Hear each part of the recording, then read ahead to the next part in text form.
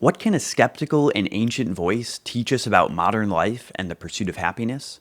In this episode, I'm joined by pastor and scholar Bobby Jamieson to discuss the message and interpretation of Ecclesiastes. From its unrelenting interrogation of this world to its no holds barred descriptions of life, Ecclesiastes speaks powerfully to our distracted and dissatisfied world. You may notice a few technical hiccups in the recording, but this doesn't keep us from having a rich and thoughtful discussion.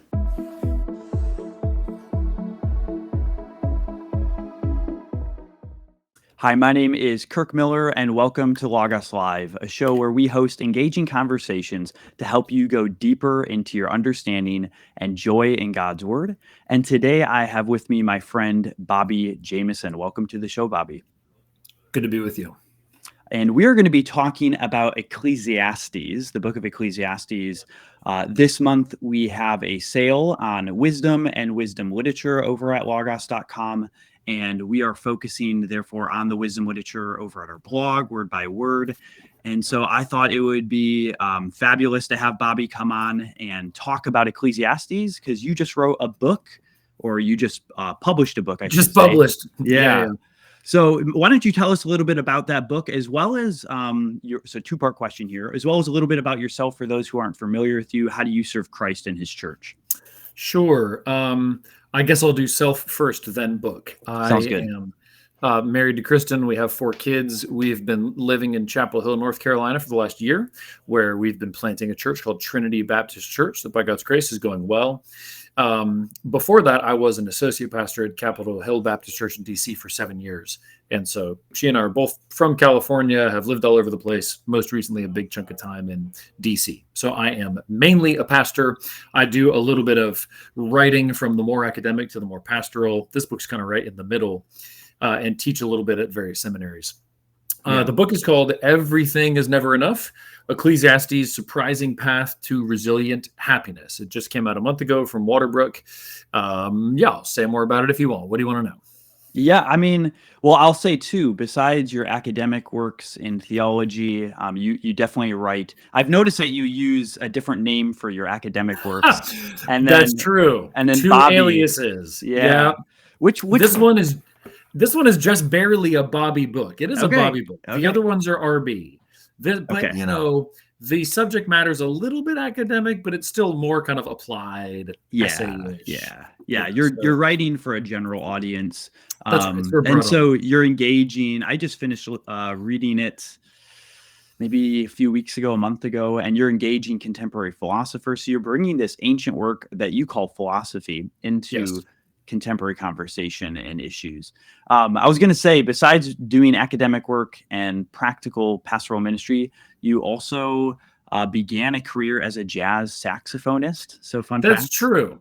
Fun fact. And you know what? It's funny. This book is my most, artsy, poetic, reflective kind of thing I've done. And if people are at all surprised by it, it's kind of the jazz saxophonist in me finally figuring out how to express myself that well in writing. I guess it's a long arc, but it's the artsy part of me bubbling up to find a way to integrate with the pastor and academic. And Ecclesiastes is one of my favorite books. I used to say Romans. I don't know, maybe still Romans, but Ecclesiastes is up there. The older you get, the more Ecclesiastes starts to compete with Romans, you know? Yeah. And I preached through Ecclesiastes, which I believe you preached through Ecclesiastes as well. And I just fell in love with it, and I feel like I always need it. And I remember you and I were hanging out and talking about this book, and this is a great book to write a book on. And you did a lot of the stuff that gets me excited about Ecclesiastes, is bringing it into sort of practical and contemporary conversation.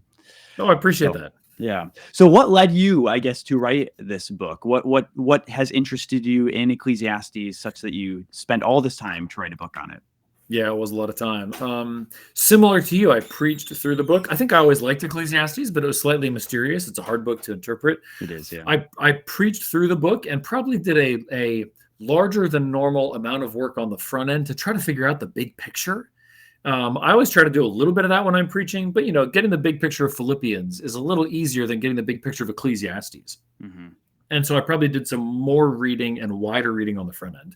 I preached through the book. I loved it. Our congregation resonated with it. And I just had this experience. I know some preachers have this experience of you finish a book and you don't want to be done. I finished the book and really didn't want to be done.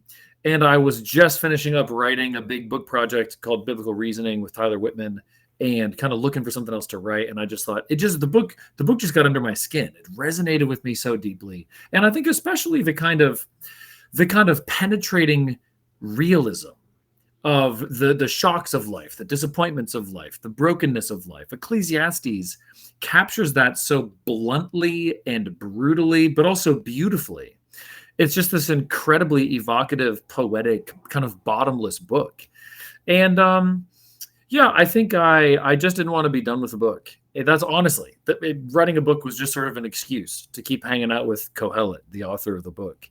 And I suppose right as I was finishing up my sermon series, this kind of idea of a 3-story building as the sort of the conceptual structure of the book sort of crystallized enough to where I thought, wait a minute, if I sort of took that as the organizing principle and tried to work through the book in that way, it wouldn't just be like a straight sermon to book conversion. It wouldn't be like a traditional commentary. It would give me a kind of structure to try to display the whole thought of the book, but in a way that would bring the reader along through kind of a sequence of topics that would ultimately get to the gospel. So I thought, I think from the beginning also thought it could be a way to try to write a book that would commend the faith to, non-believers are probably not the primary audience for the book, but I tried to write in a way that a sympathetic, interested skeptic would be kind of drawn along and engaged. So I think trying to continue to wrestle with the book's application to personal issues in the modern world was one of my main motives for, continuing to read, reflect, study, and then eventually write it a couple years later. Yeah, this book has so much value, I think, on the one hand, for apologetics. It's interesting because it reads almost like, some people will say, almost like a secular, almost like in some ways there is it's empirical, like you observe. It's he's able to engage sort of on common ground with someone who's not necessarily coming with religious commitments at the outset. And yet it also is super so I think it holds a lot of promise for apologetic conversations today, for where people are feeling a loss of meaning and a sense of hopelessness. But it also is incredibly valuable and with wisdom for the believer. As you said, when you preach a book, sometimes you feel like by the time you get to the end of the book, you finally feel like, oh, now I'm ready to preach this book, now that I've actually finished it. And Ecclesiastes is maybe more that way than a book like Philippians, like you said, because it is difficult. There are these passages that feel in tension. They almost feel like, some people would even say, contradictory. Michael Fox has a book called Kohelet and His Contradictions, and Tremper Longman sort of takes a similar view. So it takes a bit of work. So that's right. And your book is not so much a commentary. It is more thoughtful than a pure sort of practical book, but you deal with the subject matter thematically. Each chapter is more thematic. Yes, that's right. And I guess what I would say, though, is all that you said is true. I would just want to add that, in a sense, I take that central exegetical challenge. How do you reconcile these apparently contradictory passages? I try to kind of give a substantive and satisfying to that answer to that question kind of throughout the scope of the book. So it is not a traditional commentary, but there is a kind of exegetical thesis to the whole thing. So how would you summarize the message of the book of Ecclesiastes? And a lot of this does come down to how you sort out those tensions, how you see these things sort of resolving. That goes a long ways in terms of how what the message of the book you actually think it's conveying. Yeah, and I suppose in keeping with how I do this in my book, I think I would want to, if I could be permitted, a brief 3-part summary. Everything is absurd. Everything is a gift. And everything points beyond this life to the next, wherein you'll ultimately answer to God, so you better fear him and obey him now. That's a little bit of an extended coda there. But everything is absurd. Everything is a gift. And maybe you could say everything is eternally significant, is the kind of third piece. So that's my 3-part All summary. right. Now, if we were to jump into Jeopardy mode and there was a column of questions on Ecclesiastes, Run us through some fast facts, some of the Yeah. basic questions that people need to know about Ecclesiastes that might show up in our Jeopardy format here. Hey folks, we'll be right back to the interview in just a moment. But first, I want to let you know that this show is brought to you by Logos, makers of the most widely used Bible study and sermon preparation platform. Logos is a digital library fused with technology that enables you to study scripture both deeper and faster. And as a thank you for watching this show, if you follow the link in the show notes and subscribe to our blog word by word, we have a special discount code for you to use on your next purchase. So go ahead, check out that link in the show notes. All right, now back to the interview.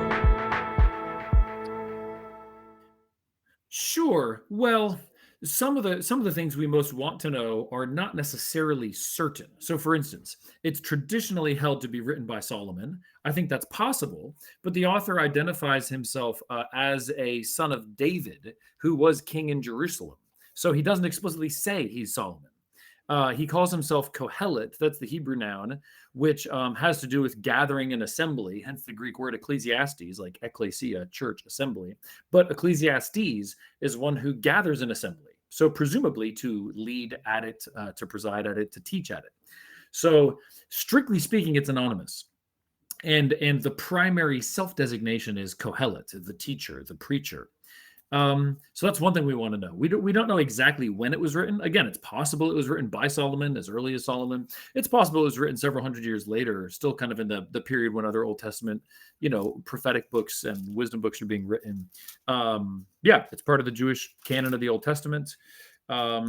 I think insofar as wisdom literature is a useful designation, which kind of question mark, Will Kine's monograph on that is interesting.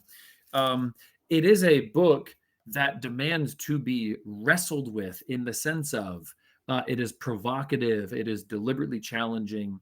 The author runs through his own experience and observations. And so you have to kind of go with him on that same journey. So in terms of the genre, it is in one sense a wisdom book, and the back half of the book features more kind of proverbial sayings, a little bit a la the book of Proverbs. But it's also very much a kind of autobiography. And it's an autobiography that's kind of a quest for the meaning of life, a quest for satisfaction, a quest for significance, a quest for coherence in life. I'm trying to think of other kind of fast facts. Author, context, genre. I think you've answered most of the main ones. There's a lot unknown, like you said. Yeah, that's right. That's right. It's clearly, I think it's clearly a work of Israelite wisdom literature, and it's taking the creation and fall narrative for granted. I do think it's taking the revelation of the law and the Mosaic covenant for granted, but it's not. I don't think it is overtly focused on the kind of narrative or storyline of redemptive history. I think it's a kind of existential reflection on life under the conditions of creation and the fall. Is its kind of primary goal. For sure. It is assuming creation fall dynamics. That is huge throughout the book, even if it's not always overtly stated. But I think a lot of people would be surprised. When I talk to folks who aren't necessarily even Christians, I'll often encourage them to read Ecclesiastes, because I think people are often very surprised how relevant it feels. Like if you've read some of the absurdist philosophers, like I think of Albert Camus, and then you read Ecclesiastes, you're like, when was this written exactly? And so you actually make the claim that the book is the Bible's, I think you call it the Bible's only work of philosophy, which a bit is what I was getting at before, where it feels like it is sort of an empirical, it's not as dependent on the redemptive historical story of Israel as other books of the Bible. It sort of abstracts from that, apart from obviously creation fall tension that we see, but it's sort of it's just a broadly applicable book outside of those confines. So the Ecclesiastes as philosophy thing, I think one useful definition of philosophy, I'm getting this from the Roman Catholic philosopher Michael Gorman. He says something like philosophy is like methodical reflection on fundamental questions. And so there's a lot of different kinds of fundamental questions. There's fundamental questions about how we know. There's fundamental questions about how we live. There's fundamental questions about the meaning of life. Philosophy can apply to a lot of those different questions. And I do think Ecclesiastes has a kind of methodical or reasoned reflection. And it's very much dealing with these deep questions. He asks, He asks, what does Hmm. man gain in chapter 1, verse 3 by all the toil? Okay, in other words, what is the benefit? What is the use? What is the purpose? He also asks, like in chapter 6, verse 12, he says, who knows what is good for man while he lives the few days of his vain life? So he asks, is there gain? He asks, what is good? So, in that sense, he's asking about kind of fundamental aspects of the human condition. Is there any lasting gain we can keep and take with us? Is there anything good to give ourselves to? And so, in that sense, you've mentioned this idea of a kind of empirical mode. For the most part, and particularly in the first half of the book, he's very much observing, experiencing, noticing, reflecting, analyzing. And for the most part, he's not actually invoking Hmm. God. We can get to this in a minute. He does invoke God Yep. at some key places, but the majority of the book, especially in the first half, is just kind of reflection on lived experience. And so that's also what I mean. What's its subject matter? Its subject matter is human life. What's its mode of getting at that subject matter? It's really reflecting on this kind of extremely full life he managed to live, kind of living life to the full in all these different directions: pleasure, work, wealth, power. He kind of lived it all, took it all in, did it all, saw it all, and he pronounced a verdict on it all. So it really does. I think the parallels to existentialist kind of mid-century 20th century philosophy, those parallels I think are really deep for a reason. I think there's some really significant structural parallels there to the questions they're wrestling with, and even in some measure to some of the Yeah. answers being given. That leads me to ask I was sort of alluding to this, that your book is bringing Ecclesiastes into conversation with modern issues, modern thought. What relevance does such an ancient book have for us today in modern life? Yeah, well, I think if a sort of classic is a book that keeps Mm, reasserting itself by sort of speaking to people across centuries and generations, even apart from its canonical status as Christian scripture, et cetera, I think Ecclesiastes absolutely claims the status of a classic. It has won adherents from many different beliefs or non-beliefs, many different religions or not religious. So I would just say it's one of those books that looks to your heart and sees right through you. And if you don't believe me, just read it, and the book will be reading you. So I think in a general sense, yeah, Ecclesiastes, there's a depth of insight into the human condition that is really remarkable. And I think what I would also say specifically is that Ecclesiastes is examining not just human life in an individual sense, but very much the way the world works. What motivates people to compete with others in work? What motivates people to use unjust means to selfish ends? What motivates the love of money, or how does the love of money play out individually, or even in a society? He's very much a kind of lay level or pre-modern kind of mhm, mhm. sociologist. So he's not just looking at kind of individual experience. He's watching the way the world kind of fits together and works, and he's pronouncing a verdict on all sorts of broken structures and systems Yeah. as well. The first you noted, I don't know if you would agree with this, but when I worked through the book when I was preaching it, I noticed that the book opens with this poem. And then it Yeah, moves to the preacher sort of Kohelet here. And Kohelet is just a transliteration of what the ESV has as preacher, but sort yeah, of these statements about what he is setting out to do.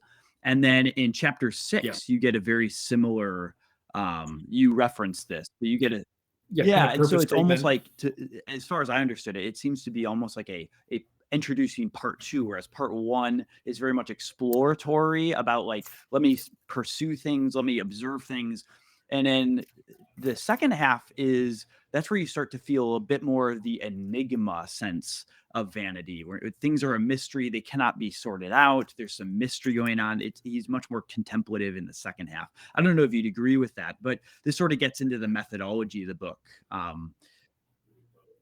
Yeah, I do think I think 6, 10 to 12 is somewhat of a review and summary statement, but then he even has a more explicit reflection on his quest at the end of Mhm. chapter 7. So 7:23 to 29 is an even more kind of backward looking, here's what I did, here's where it got me. And I think in both of those passages. So yeah, like even in 725, I turned my heart to know and to search out and to seek wisdom and the scheme of things. And so there's this kind of effort to systematically observe and deduce and conclude. And so what I would say is the predominant mode of investigation in the first half of the book is empirical. It is his kind of quest to assess and analyze human life. Yeah. And how does that methodology relate to the message of the book then? How does that methodology that he's using for his inquiry is very important. But so how does that sort of flesh itself out into his conclusions? Yeah, yeah. So I think Kohelet is knowingly and deliberately, but without telling us explicitly.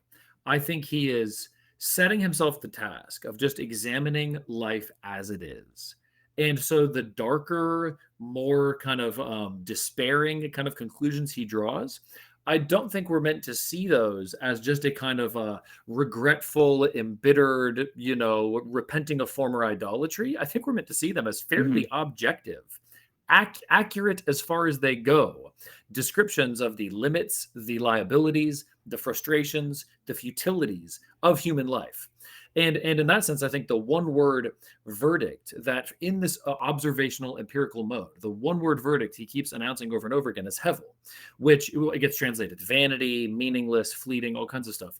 I think the best one word equivalent for that verdict is absurd in a very specific sense, not absurd as in like funny or Yeah. just contrary to expectation, but absurd in the sense that Camus uses it in his works, which is uh, there's an act or event that has an inbuilt expectation that then the world fails to meet. If an innocent person goes to a law court, they expect to be vindicated. They expect to be declared not guilty.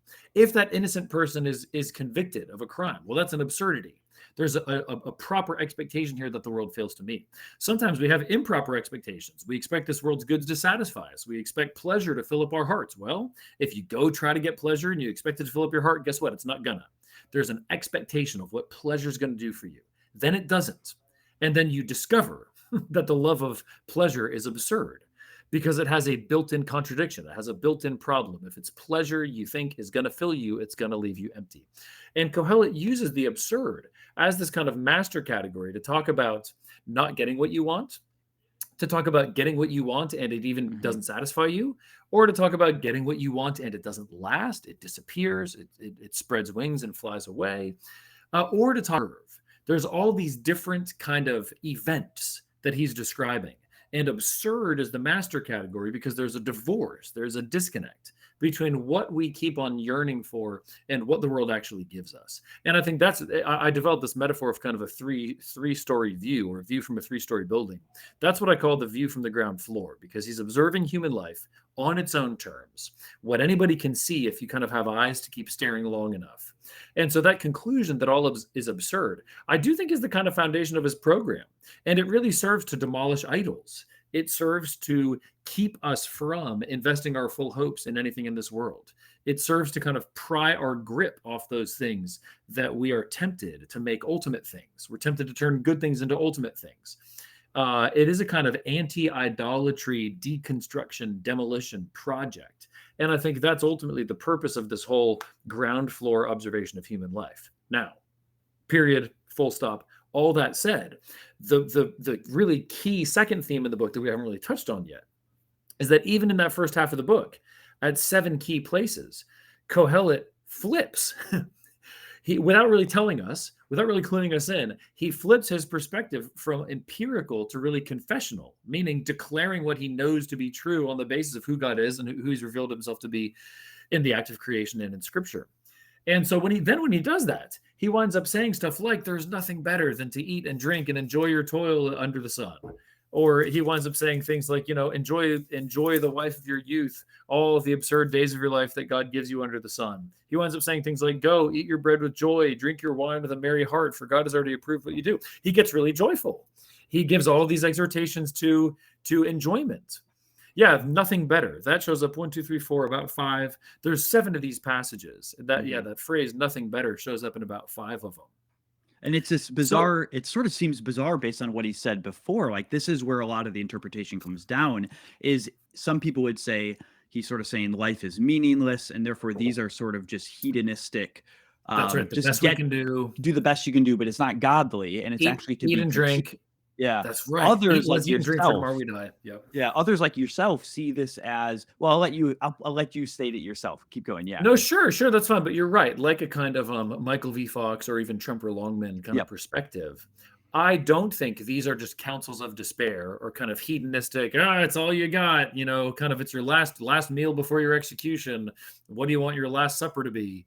Kind of thing. I don't think it's that. I think it's actually a simply stated but profound ethic of receiving life itself as a gift from God and receiving all the good things in life as gifts from God. I think it's essentially an ethic of gift, which is to say an ethic of reception that leads to an ethic of enjoyment as a kind of basic posture for being in God's world. So one way we could look at this is to say that in that whole ground floor, all that absurd stuff, a Kohelet's looking at life through the lens of Genesis 3 and 4, the fall.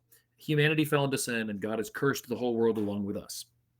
Then in these 7 joy statements, enjoyment kind of manifestos, he's looking at all of life through Genesis 1 and 2. It's still the good creation of a glad God. He's still given us free reign of this place he's made. He's made us to enjoy the things he created, and ultimately as pointers to enjoyment to him. But earthly creaturely enjoyment has its own use. It has its own value. It has its own integrity. And I think there's a contrast here. It's you have to let them each speak in their own voice and each speak in their own register. And so what I would say is, this is not just a despairing, this is the best you can. This is actually a proper stance toward, okay, if I shouldn't idolize my work, what should my attitude toward work be? Well, I should receive it as a gift. I should recognize it has limits. That's what Kohelet keeps saying when he says rejoice in his lot or accept his lot. A lot is a delimited portion of land that you're meant to live from and work from and sustain yourself from. So I should not idolize my work. I should receive it as a gift. I should recognize its limits.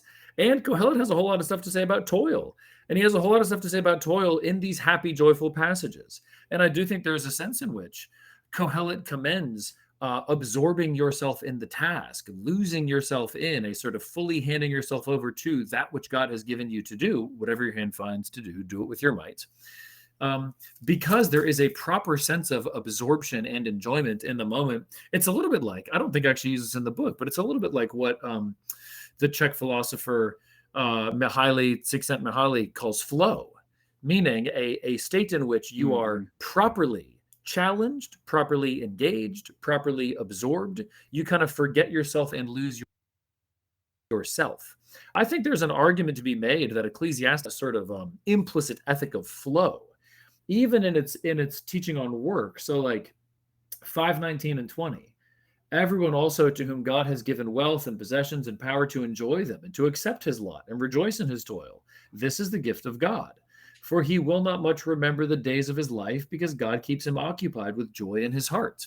I think this is a general counsel for how to enjoy the work God has given you. It might be mundane. It might be repetitive. It might be shot through with frustrations. It might have a whole lot of chores you just have to do to repeat over and over and over again.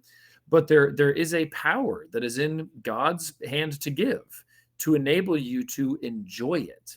And so I think over against that more skeptical interpretation, I think these positive, happy, joyful passages actually present us a kind of basic posture toward the world of receiving it as God's gift, of refusing to strive for more than he, as it were, is willing to give, and kind of a whole ethic of enjoyment, presence, diligence, submission, and recognizing that there's the to begin to live within our limits as creatures is a crucial key to the kind of happiness and fulfillment that's proper to us as creatures. Yeah. And I would say too, treating those gifts as gifts versus we're actually able to enjoy them for what they are versus because like you noted, and I remember you and I were having a conversation about this where it doesn't seem that Ecclesiastes is portraying on the one hand there's sort of a perspective that's a wrong perspective that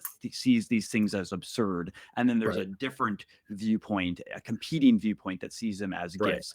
It's almost the way you approach them. I can approach my work and view it as a Yeah. gift, but if I look to it to be the very giver of Yeah. whatever I'm seeking to get out of it, that's more than what it can actually provide. If I, instead of viewing God as the giver and the gifts as gifts, when I look to the gift itself to try to make it into the giver, to provide some sort of ultimizing explanation for life Yeah. and existence and happiness, I put a weight on it that it can't bear, and that's where it ends up being absurd. And so these absurdities and the gift nature and the absurd nature of these things are they stand they're different ways of approaching the same thing, but they don't cancel Yes. each other out, so to say.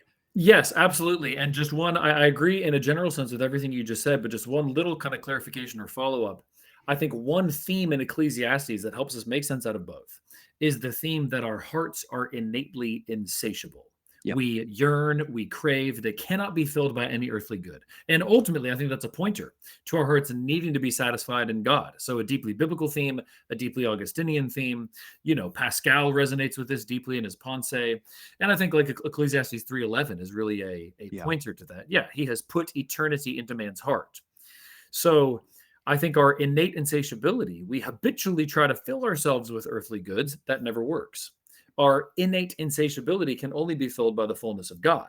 Now, how does that relate to the sort of absurd versus gift? Some of what Ecclesiastes identifies as absurd is because we make it absurd, because we yearn for something the creature can't give us. I think that's one of the clear, Ecclesiastes says, whoever loves money will not be satisfied with money. So there's a sort of subjectively imposed absurdity. If you bring an infinite desire to a finite good, you will be disappointed endlessly. Mm-hmm. So I do think that's one of the keys to kind of reconciling those two perspectives and liberating yourself to then receive these good things as gifts. But I would say that some of those absurdities are sort of objectively imposed. They're because of mortality, they're because Mm-hmm. of death, they're because of sin and injustice and our inability to kind of fix those things in any Mm-hmm. comprehensive way. And so I do think that there are, if you sort of compare the absurd and the gift side by side, you go, oh, wait a minute. Okay. If I learn how to enjoy these finite goods and not crush them by my insatiable desire, that will release me from one element of the absurd. It'll still be hemmed in by mortality, Mm-hmm. death, all these kind of things. Mm-hmm. But I do think there is a kind of key. Yeah, when you put those things side by side, in a way, it's a sort of implicit. If you mortify that inordinate desire, you can receive these things rightly. I think there's a sort of implicit doctrine of mortification going on there in Ecclesiastes teaching on the heart and our vast desires. Yeah. One example would be like the longing for justice. I think in chapter 3 and 4, how he sees like the injustice that's carried out. It's not that somehow shifting your perspective is going to make that otherwise. Exactly. Yet it does indicate this sort of innate longing we have that we're built as creatures for justice. And I think of C.S. Lewis's statement.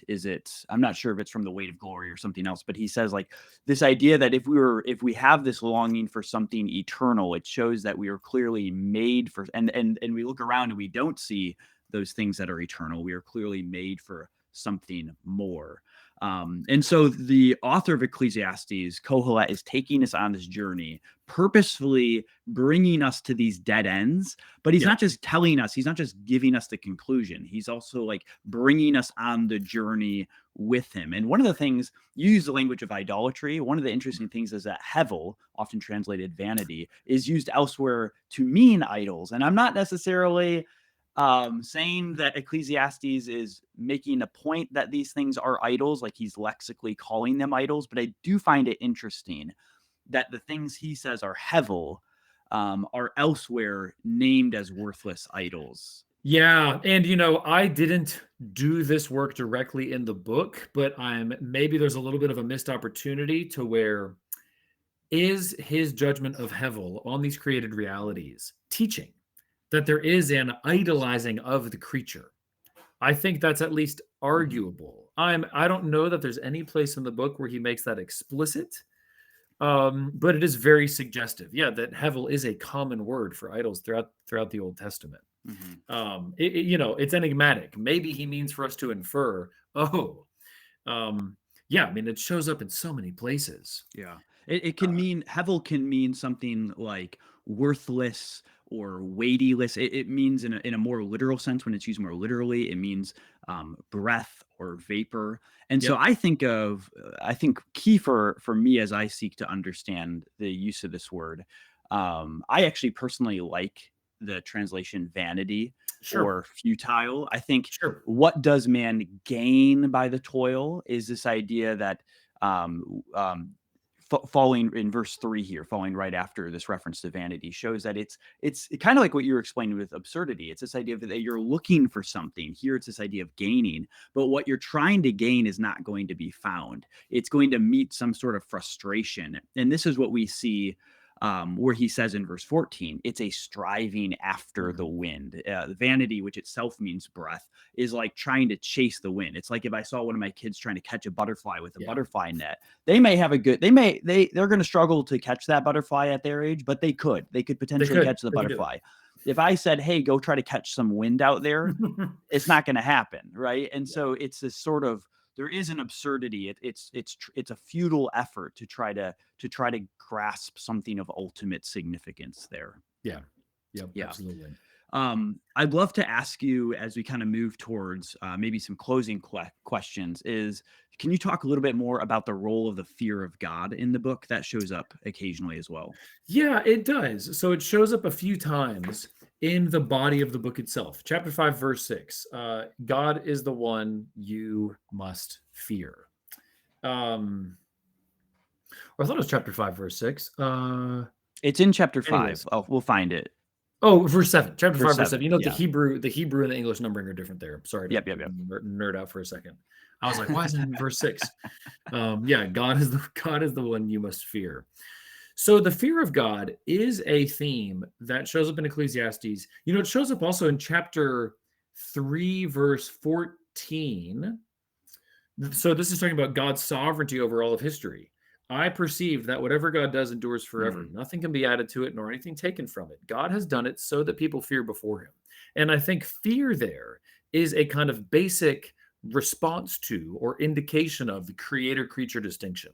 So I think part of what Ecclesiastes is doing pedagogically is, yeah, God is in charge of time. We are creatures of time.